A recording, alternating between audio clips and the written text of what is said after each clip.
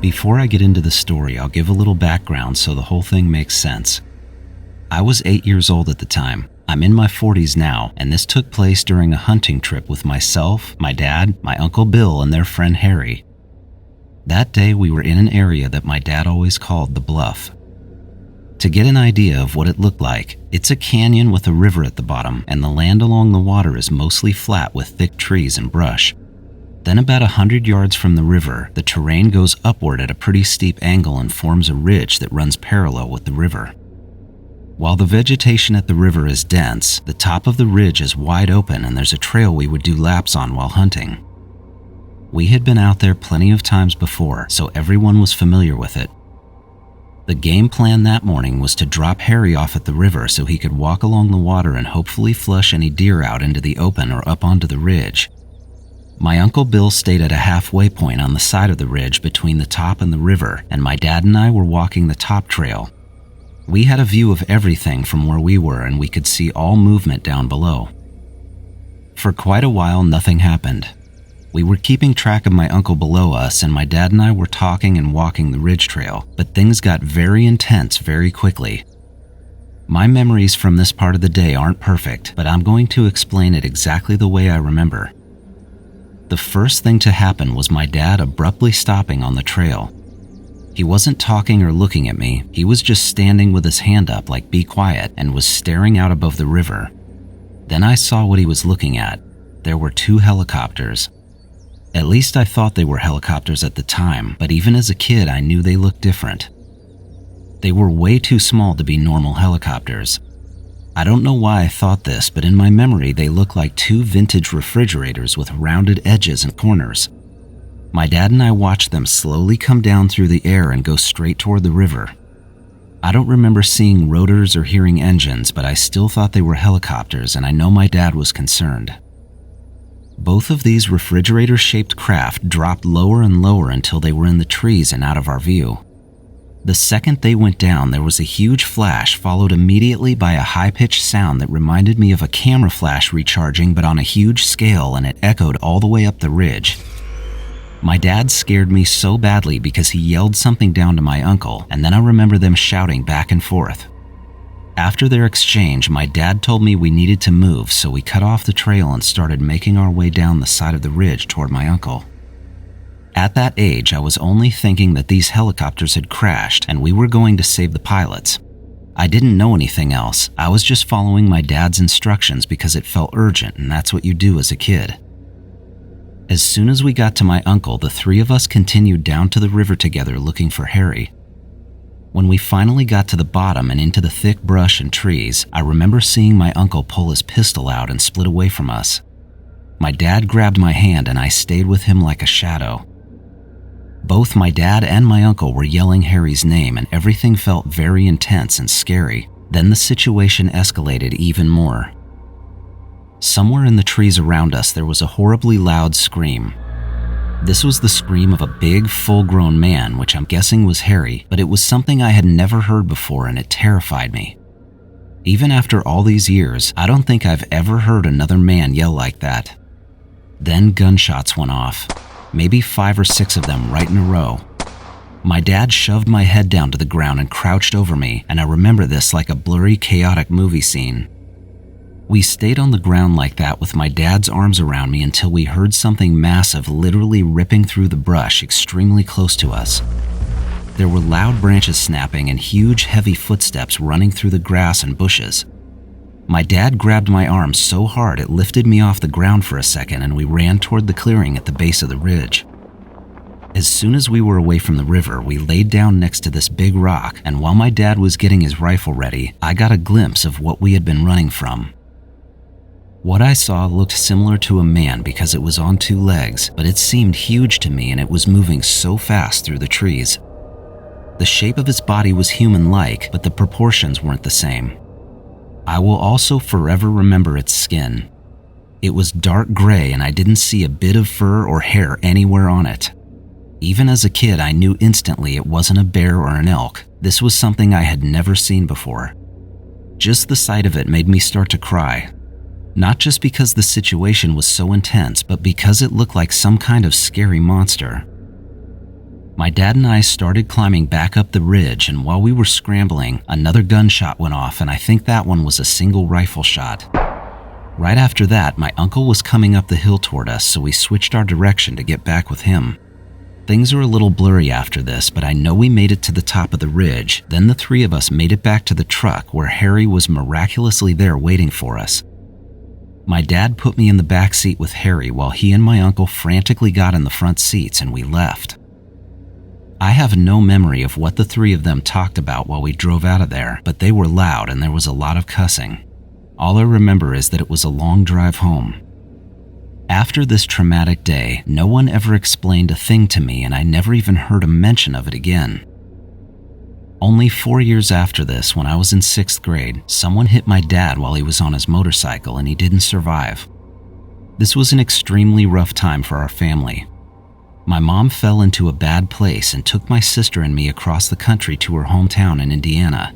After that, we lost all contact with my dad's side of the family, including my Uncle Bill. I always carried the memory of that hunting trip, but didn't talk about it for a long time. I don't think I asked my mom until I was in my 20s, but one day I finally did. She remembers me going on many hunting trips with my dad, but says she wasn't aware of anything happening on any of our trips, and she had definitely never heard a word about what I told her. Now I'm stuck with this storyline in my head. Something happened on that trip, but I really don't know what it was. I only have what I remember as an 8-year-old. I'm sure I'm getting some things wrong, but I know the main parts are right and absolutely real.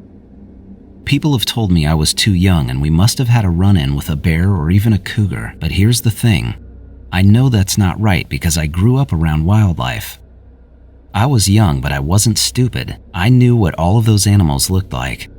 What we saw running through the trees was not an animal, and seeing the 2 refrigerator-shaped pods fall out of the sky just minutes prior to what happened makes everything even more confusing. Before anyone chimes in and tells me to find my uncle and get a hold of him, I did that already. I found a phone number and an email address for him, and since I hadn't seen him or talked to him since my dad's funeral, I sent him an email. When he wrote back, he was nice about it, but to my surprise, he told me nothing like that had ever happened. His reply still gets under my skin because he's lying, and I don't know why. I would try to contact Harry, but I didn't know him at all, and I would have no idea how to get in touch with him. I didn't even know his last name.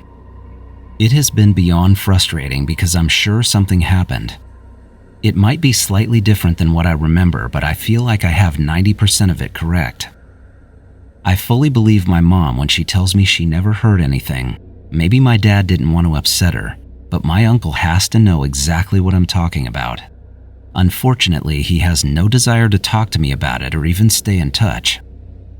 I desperately want to know the whole story, and I'm especially interested in what we saw descending out of the sky before all hell broke loose.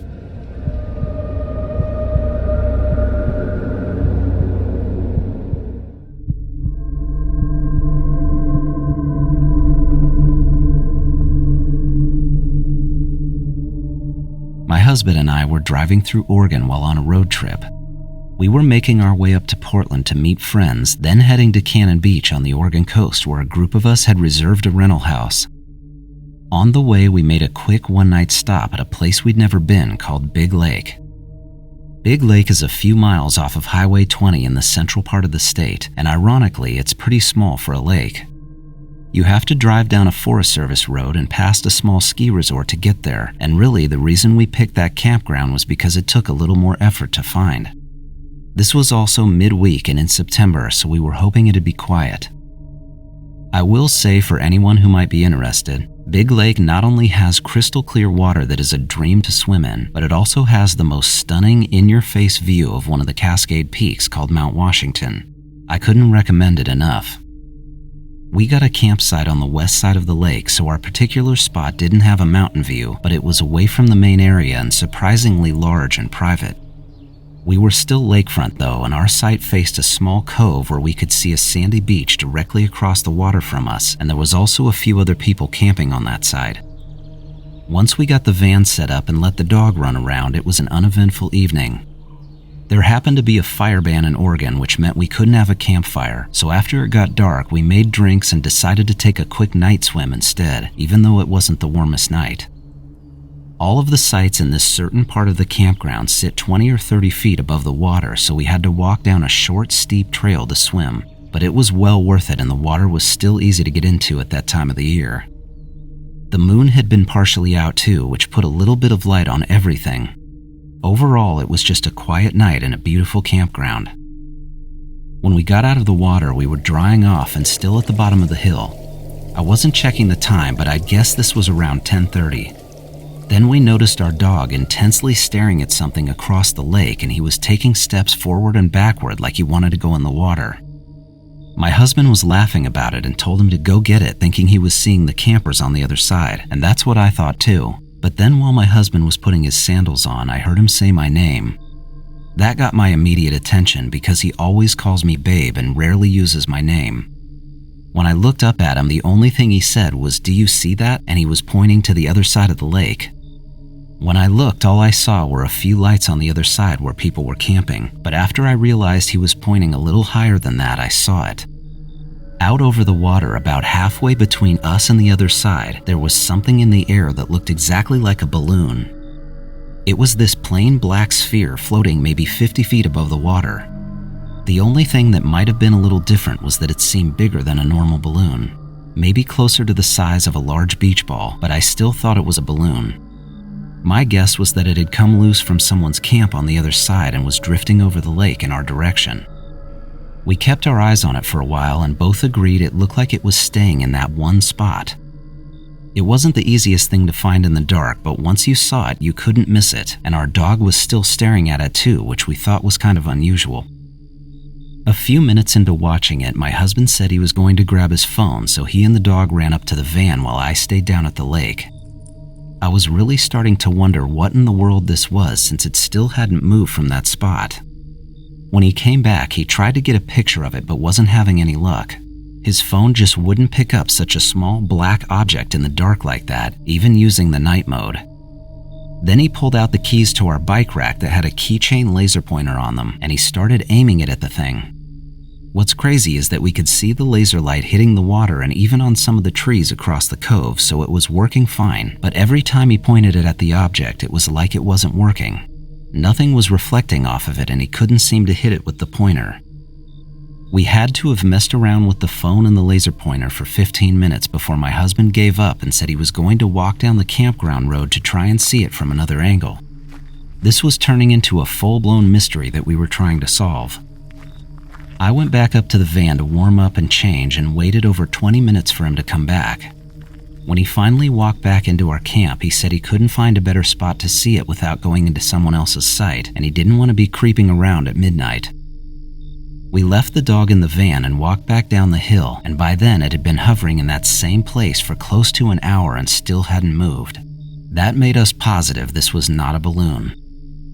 It was really starting to eat at my husband, and he even considered walking again to find the camp host, but then when we least expected anything, this object started moving. We sat there and watched it drift away from us toward a more open part of the lake, then it slowly fell toward the water. It didn't go down like a deflating balloon where it might move slightly one way or another. It came straight down in a perfectly controlled line. We both expected it to land on the water and float there, but as soon as it got to the surface, it kept going into the water. There was no splash or sound that we could hear. It just smoothly dropped underwater. We did see ripples spread out where it went in, but nothing else. It was really a mind-blowing thing to see because it didn't seem real. We ended up staying down there until 1 a.m. waiting for it to possibly come back out of the water, but eventually we had to go to bed since we were on a schedule the next day.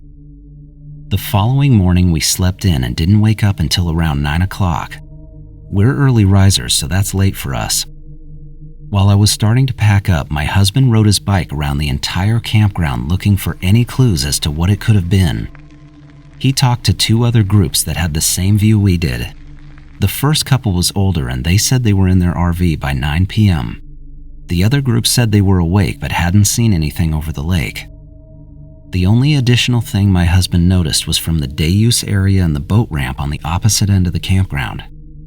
He said there was this private retreat or summer camp that he could see on the other side of the lake. We found out later that this is a Christian youth camp, but I don't think it was even open that late in the year, so it's doubtful the place had anything to do with what we saw. Since we had to be in Portland by a certain time that day, we had to leave earlier than we wanted to, and during that 3-hour drive, we had some time to gather our thoughts about what we saw. We both agreed that it wasn't a balloon as much as it looked like one, so that was off the table. There's also no chance it was a drone because it was completely silent out there and it wasn't that far away from us. Finally, we know it wasn't an illusion because we all saw it, including the dog. The only thing that's left, in our opinion, is some kind of technology beyond what we know exists. During our drive, we went off on all kinds of crazy tangents with this idea. One of my thoughts is that there could be little alien beacons hidden all over the globe so they can study us and keep tabs on what we're doing. I couldn't come up with a reason why there'd be one hiding in Big Lake, but it was a fun thought. My husband wants to link it to the military. He had plenty of theories why the government might hide and test unknown tech in a location like that. It really gave us a great story to tell everyone when we got to the beach house that night. We could easily go down the fear road and be afraid of what we saw, but we choose not to. I love that we saw something like this together, and I have to admit, it was really eye-opening for me. I've spent so much of my life going way out into the mountains and forests and deserts, and the thought of seeing something so unexplainable like that never really crossed my mind until it happened. How lucky are we that we just so happened to pick that lake on that exact day, and even decided to take a night swim at the perfect time.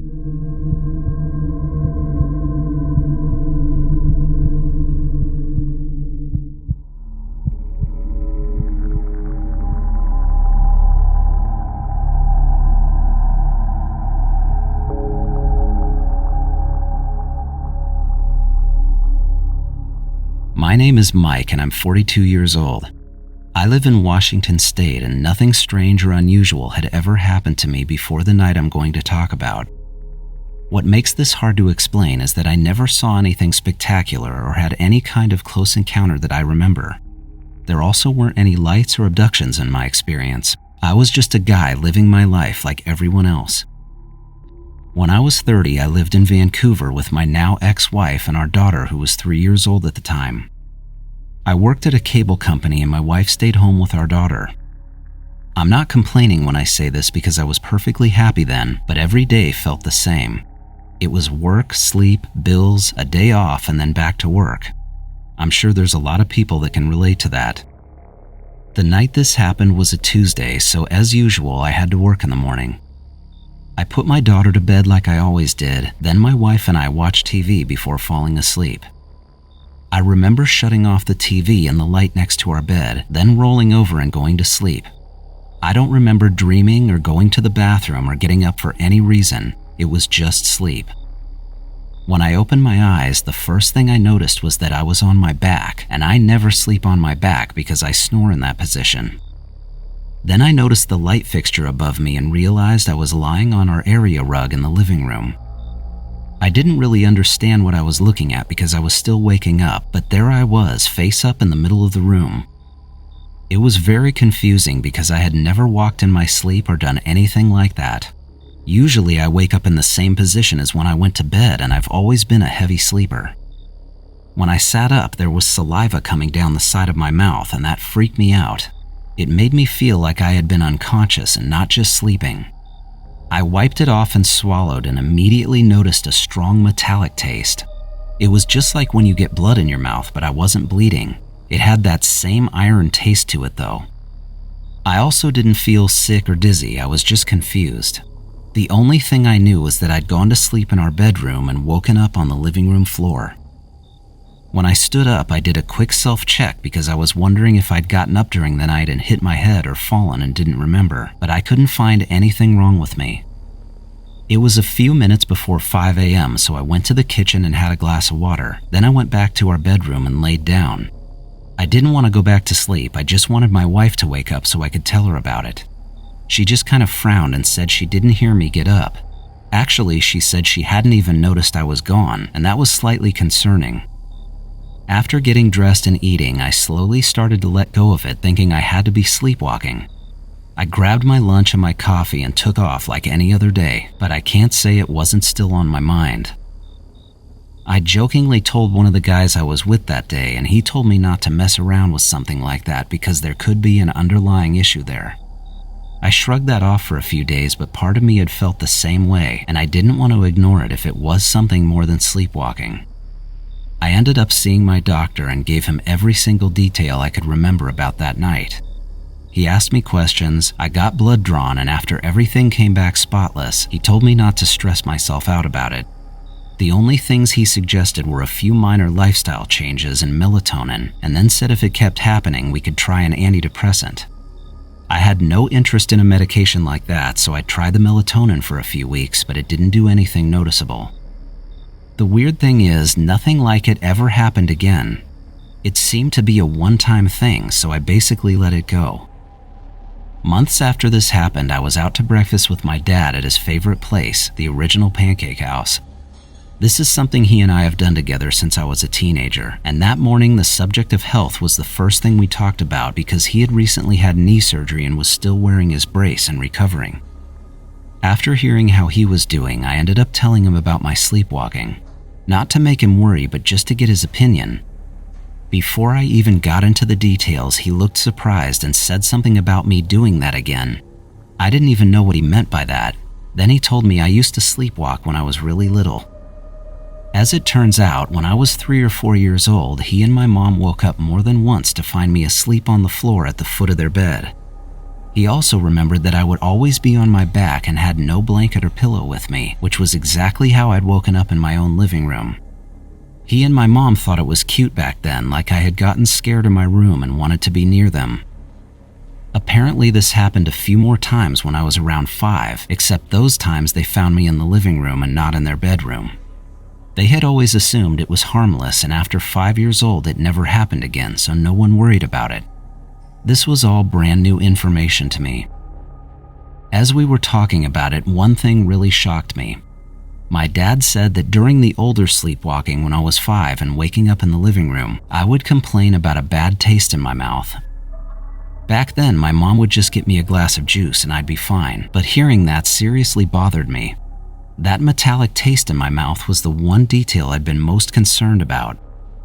This conversation with my dad gave me a lot to think about. It was weird learning about my past sleepwalking, and I was worried about it coming back at 30 years old for no reason. I tried not to obsess over it, but it got the better of me and I started searching for answers on my own. That's when I came across an abduction story that had some major similarities to what happened to me. I'm not saying that's what it was, but the more I looked into those kinds of stories, the more people I found who had woken up in strange places with memory gaps, and many of them talked about a metallic taste in their mouth. Some remembered things and some didn't, and some of them had dealt with earlier childhood experiences just like I had, even though I didn't remember. There's one last thing that started after the night I woke up in our living room, and I can't pretend that it doesn't feel related. I developed a sudden and intense claustrophobia. Before that night, being in small enclosed spaces never bothered me in the slightest. I never even thought about it. But one day I was in an elevator with 2 other guys on a job, and out of nowhere I felt trapped.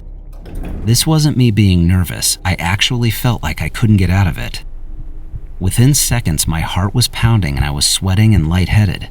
Nothing like it had ever happened to me, and it was horrible. Ever since then, I haven't gotten on an elevator, and I go out of my way to avoid tight spaces. Even locked rooms bother me now.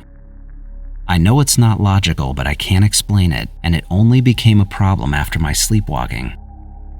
As of now, I haven't had a repeat of the night I woke up on the floor, and it's been many years. Still, the memory of it is there, and I think about it before I go to sleep way more than I should. If it were a medical problem and I had a condition with a name and an answer for what was happening, I really don't think it would bother me. It's the unknown that gets to me, and reading those other abduction experiences pushed it into a whole different category of worry.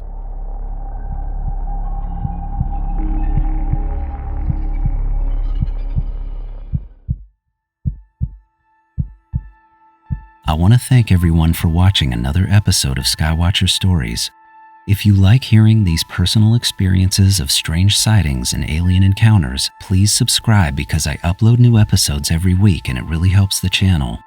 Until next time, keep watching the skies